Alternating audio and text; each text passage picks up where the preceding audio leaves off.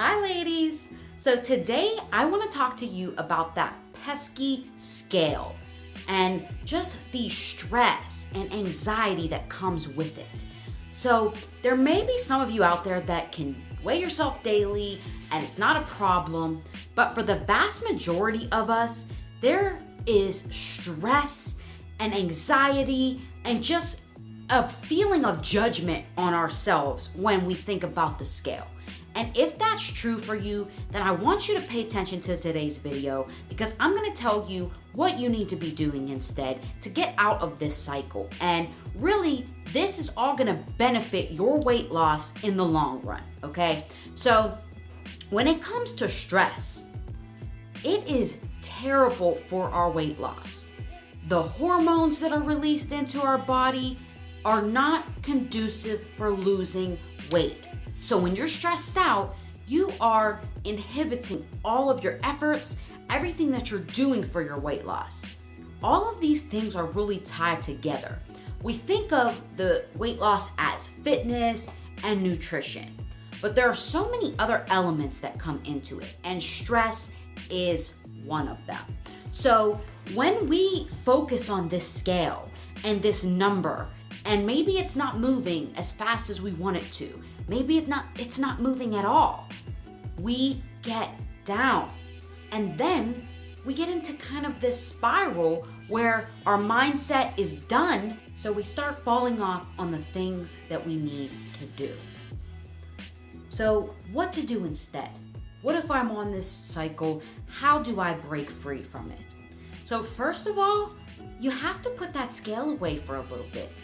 Even if you start with just a week, because I know it's not easy to just pack it away.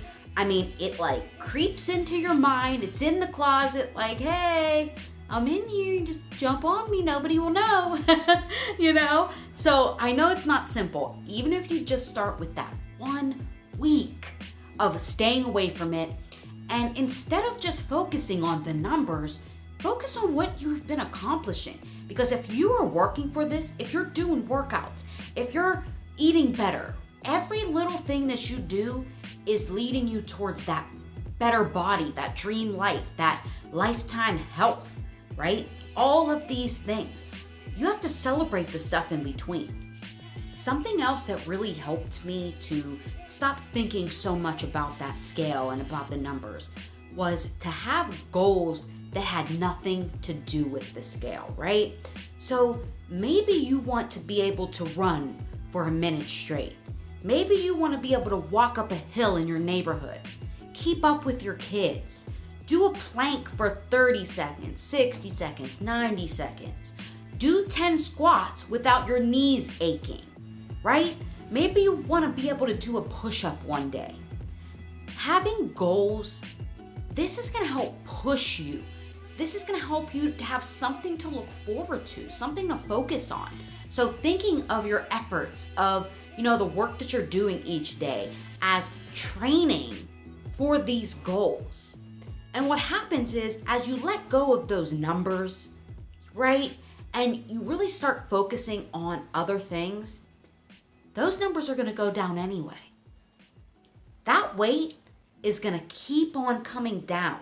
If you do the things you need to do, get in your workouts, challenge yourself, eat healthier, you will see that number go down, right? So what's going to happen is it's not like you're going to stop getting results if you stop looking at that scale, right? Instead, you're going to get results, but you won't be stressing and obsessing over the number on the scale. This helped me so much. Now, when I first started, I wanted to be able to do a push-up. I could never do that in my life. That pushed me and helped me to lose tons more weight than when I was focused on weighing myself daily and just how many pounds I was going to lose. So this approach really works, ladies. So next, I just want to say that the scale, it just doesn't show you the whole picture when it comes to your progress. Now, In the approach that I take, I make sure that I incorporate my strength training for my entire body and some cardio style workouts.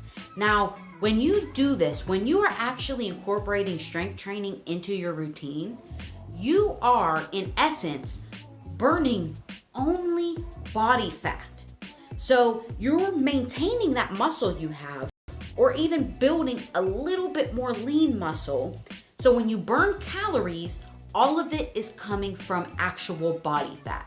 So this is what they call recompositioning.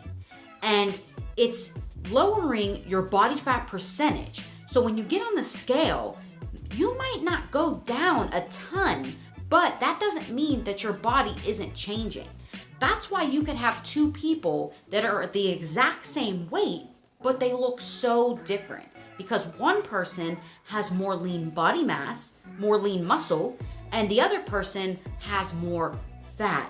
So this is why the scale just doesn't tell you everything, because you could be losing so many inches off your waist, your arms, your thighs, and the scale isn't drastically moving because, again, you have that lean muscle instead, which is a little bit denser, right? So it just doesn't give you the full picture. Instead, you want to do your measurements. So get one of those